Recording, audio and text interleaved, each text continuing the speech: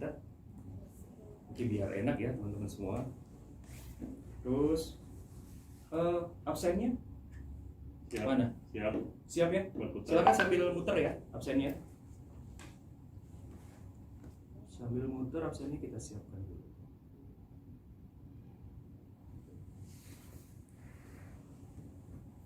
Kelihatan slide-nya ya? Dari sini kelihatan? Oke, oke gitu.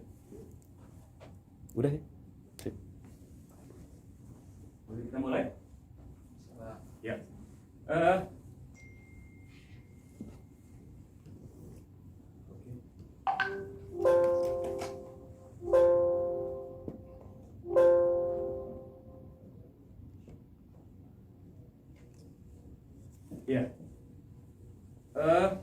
Assalamualaikum warahmatullahi wabarakatuh. Waalaikumsalam.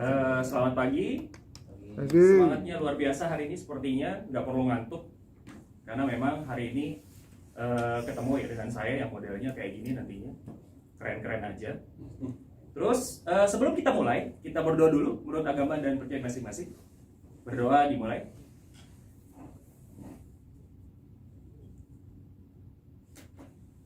Selesai? Ya. Sambil kita lihat ya, sambil kita nanti Bapak Ibu, teman-teman semua nanti saya menerangkan, tolong absensinya, terus jangan sampai nantinya absensinya terlewat. Itu adalah salah satu bentuk penilaian. Oke, kita mulai ya. Sukses untuk Anda hari ini, semangat pagi. Itu wajib kalau misalnya kita ketemu. Jadi kalau selamat pagi harus jelas. Nah, kita perlu perkenalan. Nama saya Iwan Setiawan. Ini foto saya waktu 130 kilo. Kira-kira itu 130 kilo. Sekarang kemarin sempat turun sampai 85 karena WFH naik lagi 10 kilo.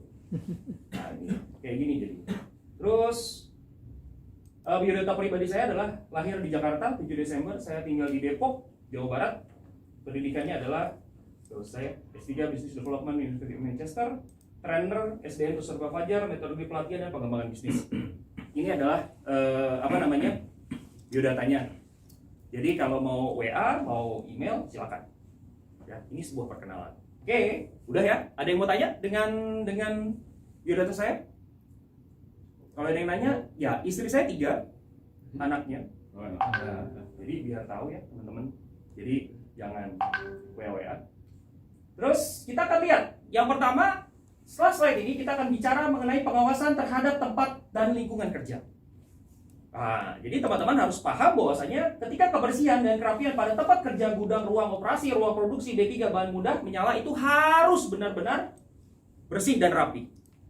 Jangan sampai nantinya tidak bersih karena kita di tempat kerja, di tempat serba kita nantinya kalau kita tidak bersih orang akan tahu, orang akan lihat modelnya kan. Oh ini nggak bersih, jangan nggak balik lagi deh ke sini. Nah itu udah ya. Terus berikutnya adalah kebersihan pada lantai, jalur rak kabel ducting. Nah ini biasanya kenapa tadi saya bilang coba dicek dulu kabel-kabelnya. Ini salah satu cara supaya teman-teman tidak terjadi accident. Kalau misalnya teman-teman tuh sampai kesandung, nah benjol misalnya, mending kalau benjol kan. Nah, kalau terjadi hal-hal yang tidak diinginkan ini akan jadi masalah sepertinya. Karena kita pernah belajar. Kalau kita lihat kebersihan pada lantai, saya pernah bekerja di sebuah tahun 98, saya pernah bekerja di salah satu tempat di mall di Senen, Atrium namanya. Di situ ada safety induction. Jadi udah jelas di situ ada lantai basah, wet floor di sana. Tapi kebanyakan orang tidak bisa baca. Disitulah banyak orang Indonesia tidak bisa baca. Wet floor tetap jalan. Nah di sini kalau di tempat kita tidak boleh. Kalau sudah wet floor muter teman. Gitu. Itu ya. Jelas ya. Terus perapihan terhadap sisa buangan barang tidak terpakai. Ini juga jelas, jangan disebarkan di pojok sana harus ada. Enggak. Tapi dijadikan di satu tempat. Jangan sampai nantinya berarakan, bahasanya anak-anak ABG itu begitu. Terus sarana proteksi kebakaran mudah dilihat. Nah, coba ada APAR nggak di sini? Gitu ada ya. Tempat-tempat kita coba dicek dulu ada APAR. Nah, ini ada APARnya ya. Nah, itu cara ngeceknya seperti itu. Terus sarana jalan keluar harus bebas hambatan. Kita harus paham dulu mana nih jalur evakuasinya. Tinggal turun, ini keluar pintu, belok kanan, turun ke bawah. Nah itu mallnya ya. Nah itu, kalau biasa nanti tuh di bawah. Jadi turun lewat situ. Jelas? Ada yang bertanya mengenai safety induction-nya? Oke, saya lanjutkan. Saya punya rule, punya tata tertib bahwasanya dilarang merokok. Ya pasti ya, masa mau magang kok merokok kan gitu. Terus dilarang bicara. Wah, ini boleh bicara tapi dilarang bicara saat teman-teman atau narasumbernya sedang memberikan materi. Terus dimohon tidak meninggalkan ruangan selama training. Ya maksudnya bolos ya, 1 hari, ya ini jangan. Terus angkat tangan untuk bertanya, angkat tangannya ya. Bukan, ibaratnya nanti mau izin mau apa silakan. Tepat waktu saat jam istirahat, tepat waktu saat jam istirahat. Jadi kita, loyalitas itu dihitung bukan karena banyaknya kita, lamanya kita bekerja. Loyalitas itu saat kita bekerja. Kalau Anda misalnya, teman-teman semua, di sini rule-nya begitu. Kalau memang sudah jamnya pulang. Gitu ya. Jelas ya teman-teman semua? Oke? Nah, kita akan bicara bahwasanya, tahu gambar ini? Tuh ada handphonenya, ada wearable translator, teknologi saat ini. Kan bisa dibayangkan gitu modelnya. Nah, sekarang kalau kita bilang siapa perusahaan hotel terbesar di dunia? Siapa? Hilton? Siapa? Airbnb. Airbnb punya hotel berapa? Nggak punya. Nggak punya kan? Yang dia punya aplikasi gitu. Tapi dia omsetnya sangat luar biasa. Yang terbesar perusahaan taksinya Uber. Punya taksi berapa? Nggak ada. Uber hanya punya aplikasi. Sekarang Gojek, sekarang Grab. Nah, ini salah satu contohnya. Bagaimana kita melihat teknologi saat ini? Nah, kalau kita bicara bahwasanya wearable translator, jadi teknologi yang kita butuhkan adalah bagaimana kita membuat nanti orang cara berkomunikasi yang baik. Ada handphone, ada email, ada WhatsApp ya sekarang itu. Ya itu teman-teman harus update. Nah, justru dengan cara seperti ini kita tahu cara yang baik dengan online dan dengan face to face. Kita harus belajar. Kita nggak bisa kalau misalnya kita ya sudah kalau kita WA misalnya gini, ibu mau pesan apa kan gitu, bu mau pesan apa nanti saya ini kan berbeda ketika kita bicara dan berbeda ketika kita menulis atau melakukan chatting ya. Jadi ada triknya, makanya lah sekarang ketika kita ke pelanggan, makanya kita akan bicara nih cara menjaga komunikasi dengan pelanggan, itu modelnya. Gimana caranya, Pak? Saya mengambil cara berkomunikasi dari mana caranya nih? Saya mengambil kode unit ini, yang pertama adalah G46RID 00801. Terus saya judul unitnya melakukan komunikasi aktif. Saya turunin lagi ke elemen kompetensi. Saya ambil elemen kompetensi nomor 1. Melakukan komunikasi tatap muka dengan pelanggan dan rekan kerja. Setelah itu saya pilih dari KUK-nya. KUK tentang pengetahuan dapat menjelaskan cara menjaga komunikasi. Yang kita lakukan adalah sekarang cara menjelaskannya. Sampai saat ini, sampai detik ini ada yang ingin bertanya teman-teman semua? Lanjut ya. Nah, kita akan bicara setelah ini adalah bagaimana sih ini tujuannya apa? Lihat, tujuan pelatihan ini adalah setelah selesai mengikuti pelatihan ini peserta dapat berbeda dengan kompeten. Kalau kompeten berarti dia harus paham pengetahuan, keterampilan dan sikapnya. Karena sekarang kita bicara ranahnya pengetahuan, berarti kita peserta dapat menjelaskan cara melakukan komunikasi dengan pelanggan yang mencerminkan citra gerai dijaga sesuai dengan kebijakan dan prosedur. Jadi sesuai SOP. Jadi kalau misalnya nanti ada masuk ke gerai kita, selamat pagi Pak, setelah keluar terima kasih datang kembali, kan itu yang memang harus kita lakukan ke customer kita, ke pelanggan kita. Setelah tujuan, manfaatnya. Kok bedanya apa Pak tujuan dengan manfaat? Tujuannya itu adalah teman-teman saat berlatih di sini. Kalau manfaat berarti teman-teman adalah setelah selesai mengikuti pelatihan, peserta mampu melakukan komunikasi dengan pelanggan di tempat kerja masing-masing. Di tempatnya teman-teman nanti ditugaskan. Ya, jadi nanti teman-teman tuh harus paham bahwasanya oh iya, ini bedanya tuh seperti itu. Lah sampai sini. Kalau ingin bertanya, saya lanjut ya. Kita akan bicara komunikasi. Komunikasi adalah suatu proses di mana seseorang atau beberapa orang, kelompok atau organisasi dan masyarakat menciptakan dan menggunakan informasi agar terhubung dengan lingkungan dan orang lain. Jadi ada komunikasi. Komunikasi bagaimana kita bicara sama orang. bicara sama pelanggan. Kan ada ya, kalau misalnya kita bicara pelanggan, ada orang atau karyawan yang bicara dengan pelanggan tidak menatap pelanggannya.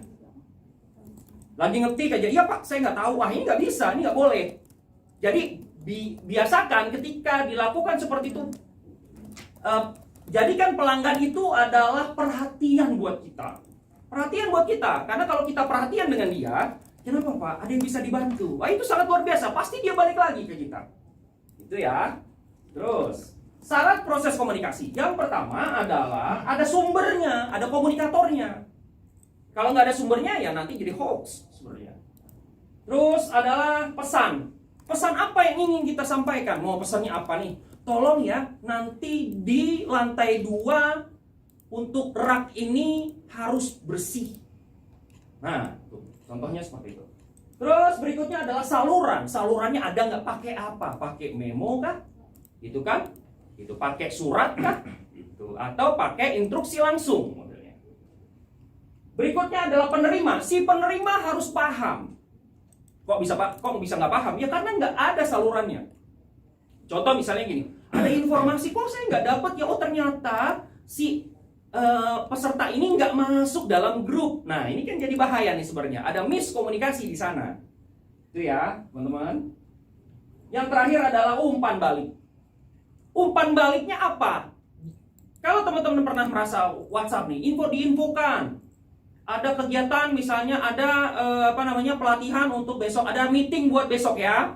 Itu nggak ada responnya, nggak ada feedbacknya. Harusnya kita harus siapa? Baik Pak, terima kasih infonya Pak. Harusnya begitu. Kebanyakan kita udah baca, nggak penting, ya itu. Biasakan seperti ini, karena kecerdasan emosional adalah bagaimana kita membuat orang yang memberi informasi itu diorangkan, dimanusiakan. Walaupun itu versinya via WhatsApp, via email. Itu ya teman-teman ya. Selanjutnya, kita akan kita lakukan step by step-nya melakukan komunikasi. Step by step ini zaman 90-an tuh zamannya New Kids on the Block. Cuman ini kita bahasa dulu banget ya. Cuman ini biar tahu. Yang pertama adalah kita akan belajar 6 prinsip dasar pelayanan dan komunikasi prima. Ini service excellent kita bicara. Gimana service excellent? Service excellent tuh harus oke, harus keren. Iya. Tapi juga harus lihat dulu fasenya, tempat kita di mana. Kita belajar dulu. Yang pertama adalah understand your customer. Selalu berusaha mengerti kebutuhan pelanggan. Ini yang saya bilang. Ibu mau butuh apa, Bu? Tuh, Bapak mau butuh apa? Saya carikan, Pak. Ayo saya antarkan. Itu dia. Terus mau dia dimanapun, mau kita nanti retailnya harus ke sekolah, silakan. Karena nanti bisa jadi sekolah-sekolah itu akan jadi langganan kita. Bapak, sekolah saya jauh, bisa nggak diantarkan? Oh, bisa. Jadi kita punya solusi buat mereka bagaimana memberikan kebutuhan pelanggan yang sangat luar biasa. Terus create informed customer, selalu memberikan informasi yang benar pada waktu yang tepat. Pak, ini hari ini ada diskon ya? Nggak ada. Nah, padahal di plannya ada. Itu modelnya. Jadi sebenarnya teman-teman harus paham, informasi pagi ini, informasi hari ini itu harus benar-benar update. Jangan sampai nanti ketika customer bertanya, loh kok nggak ada ya Pak? Kok harganya nggak promo ya? Nah ini harus benar-benar dicek. Itulah fungsi nantinya kita menghandle komplain. Pak kok nggak ada? Oh sebentar ya. Oh ternyata ini harganya yang baru Bu. Mohon maaf ya. Oh iya sudah. Kalau customer sudah kita ibaratnya karyawan atau pekerja nantinya, ketika sudah di situ, ketika kita Ibu mohon maaf ya, iya nggak apa-apa Pak gitu. Biasakan kita memohon maaf duluan, meminta apologize duluan, itu ya. Terus creative positive impression, selalu merencanakan proses-proses SDM, proses-proses produk yang memberikan dampak positif. Oke, SDM-nya harus gimana? Itu produknya gimana? Produk saat retail, produk retail ini kan banyak. Nah, bagaimana menghafalnya? Caranya adalah kamu bagiannya ini. Ya, kamu bagian produk untuk kebersihan. Dihafalkan. Jadi teman-teman yang ini harus hafal dengan SDM yang sangat luar biasa. Fasilitasnya apa? Oh, coba dong. Pak, ini harganya berapa? Sebentar, pakai barcode. Ini Bu, harganya segini. Oh, gitu. Jadi fasilitas-fasilitas yang menunjang ke pelanggan. Jadi dampak positif, enak lo belanja di sana. nyaman, keren gitu, model sopan dan bersih. Jadi find a yes for the customer. Jadi selalu berusaha menemukan solusi untuk pengguna pendidikan dan membuat mereka menjadi solusi kita dengan. Jadi kalau kita bicara pengguna itu banyak. Jadi orang-orang yang datang itu adalah sebenarnya guru kita. Guru. Kenapa guru? Karena kita terima komplain mereka. Pak, harusnya tidak begini pasangnya. Oh iya, kenapa Bu? Ini nanti jatuh Pak. Oh iya. Itu guru modelnya. Jadi kita terima koreksinya. Kadang kita nggak terima, udah capek-capek lo koreksi gua, kan gitu.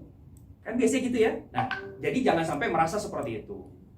Biasakan ketika menerima koreksi, teman-teman semua harus menerima dengan walaupun kondisinya capek, lelah, iya, senyum. Itu adalah suatu hal yang sangat mudah.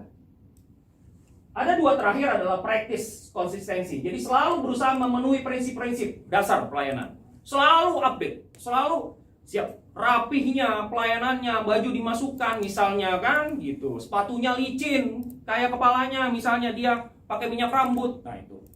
Terus never settle, selalu berusaha untuk melakukan peningkatan yang berkesinambungan. Jadi teman-teman semua itu bisa ngapain? Bisa selalu update, selalu bisa menerima, selalu bisa memberikan pelayanan terbaik ke pelanggan. Jadi berkesinambungan, jadi terus nambah. Dapat kasus, kok ini sering bocor ya? Oh, pakai apa? AC-nya sering nggak dingin. Apa solusinya? Jadi kita bicara CTPS, Critical Thinking Problem Solving. Kenapa kita bicara CTPS? Critical Thinking, kita kebanyakan diajarin, berpikir kritis, gitu modelnya kan? Tapi ternyata nggak diajarin gimana caranya memberikan solusi. Nah, nanti teman-teman harus paham, dikasih nanti saat praktek, dikasih saat nanti OJT, disitulah teman-teman semua akan ketemu nih masalahnya. Ketika berpikir kritis, nih problem solvingnya apa? Masalahnya ini problem solvingnya apa? Itu ya. Oke, ada yang mau bertanya? Teman-teman semua? Siap? Lanjut ya. Sebelum ini, benar tidak ada yang tanya? Cukup ya. Saya akan kesimpulan di sini. Dari pokok bahasan tersebut dapat disimpulkan bahwa peserta dapat menjelaskan cara menjaga komunikasi dengan pelanggan yang mencerminkan citra gerai sesuai prosedur. Itu. Jadi jelas bahwasanya kesimpulannya kita akan seperti ini. Ya, teman-teman semua. Oke, saya akan, kalau nggak ada yang tanya, saya yang tanya dong. Boleh dong? Saya yang tanya. Maksudnya tanya, ini buat apa kita kayak kuis biasa? Ya. Ini aplikasinya. Jelaskan 3 langkah-langkah komunikasi pelayanan yang terbaik. 3 langkah saja.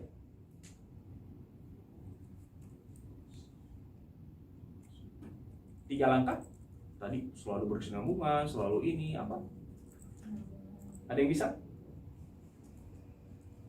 Ada yang bisa? Kalau nggak ada yang bisa, saya tunjuk. Ya, kalau nggak ada yang bisa, saya tunjuk. Gimana Pak Ari? Kalau menurut saya, komunikasi pelayanan yang baik adalah optimis, Siap? menatap mata. Oh iya, siap. Tadi satu lagi apa ya? Ada yang mau melengkapi? Bu Emi? Diberi feedback. Oh, diberi feedback. Betul, ya. Jelas. Jadi apa yang dikatakan Pak Ari, apa yang dikatakan Pak Bambang adalah bagaimana kita jelaskan 3 langkah komunikasi tadi. Ada langkah-langkah yang memang benar-benar harus kita ikuti, harus kita pedomani. Jadi jangan sampai langkah-langkah ini, kenapa saya hanya sebut 3 langkah?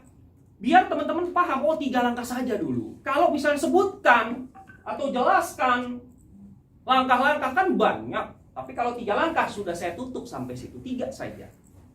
Ya, jadi sudah mengerti ya modelnya. Itulah proses 3 langkahnya. Oke, karena sudah mengerti, karena sudah siap, boleh ya kita langsung evaluasi. Tolong itu apa namanya, kertasnya sudah saya pegang, tolong di share ya kertasnya. Siap. Lembar evaluasinya. Soalnya ada di slide, nggak banyak-banyak. Nanti tinggal teman-teman cek. Ya, silakan. Waktunya hanya 1 menit.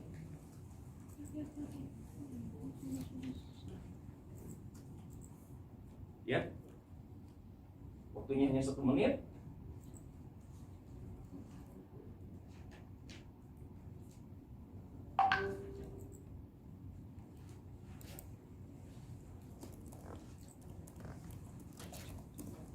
Ya. Sudah? Kalau sudah selesai silakan di cross check dengan temannya. Tukar. Tukar langsung. Ya, tukar langsung. Siap. Silakan tukar. Setelah tukar, udah ya? Nah, silakan dikumpulkan kami. Sudah, anggap aja ini ya. Ya, nanti kita cross check, hasilnya sangat luar biasa.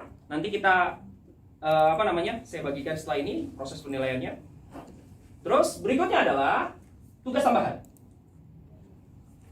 Tugas tambahannya adalah, ini tugas tambahannya ya, buat nanti. Tugas dikerjakan selama 2 hari dan dikumpulkan melalui email hingga pukul 24 atau 23.59 setelah hari ini ya. Terus judulnya adalah mencari informasi bagaimana cara menyapa pelanggan sesuai dengan kebijakan Operator Drive. Jadi kita akan belajar di elemen berikutnya. Itu ya. Jadi tolong dikumpulkan setelah waktunya 2 hari. Plus, oke. Saya selalu pakai quote. Dan hendaklah kepada Allah orang-orang yang seandainya meninggalkan di belakang mereka anak-anak yang lemah, yang mereka khawatirkan terhadap masa depan mereka. Oleh sebab itu hendaklah mereka bertakwa pada Allah dan hendaklah mereka mengucapkan. Teman-teman semua, kita nanti kepada pelanggan, saya kepada teman-teman semua adalah bagaimana cara mencontohkan yang betul, menginformasikan benar. Itulah yang harus menjadi tanggung jawab kita. Karena kebenaran informasi adalah suatu hal keberhasilan untuk memperbaiki citra gerai kita, untuk mempertahankan citra gerai kita, untuk menambah kualitas citra gerai kita. Itu ya, itu form feedbacknya silakan diisi yang tadi. Jangan lupa nanti dikembalikan saya. Silakan bagaimana nantinya ke depannya akan seperti apa. Saya juga butuh evaluasi. Oke? Terima kasih. Sebelum itu adalah teman-teman semua, jangan lupa kita kan mau pulang. Kelasnya diberesin dulu. Kelasnya diberesin, laptopnya dimatikan ya. Terus nanti ruangannya ini jangan lupa AC-nya dimatikan. Jangan sampai ada sampah di sekitar kita. Itu teman-teman semua? Bisa? Bisa? Oke, terima kasih. Belajar itu bukan tentang waktu, tetapi tentang usaha. Inspire for everyone. Jadilah inspirasi untuk setiap orang. Terima kasih. Assalamualaikum warahmatullahi wabarakatuh. Waalaikumsalam warahmatullahi wabarakatuh.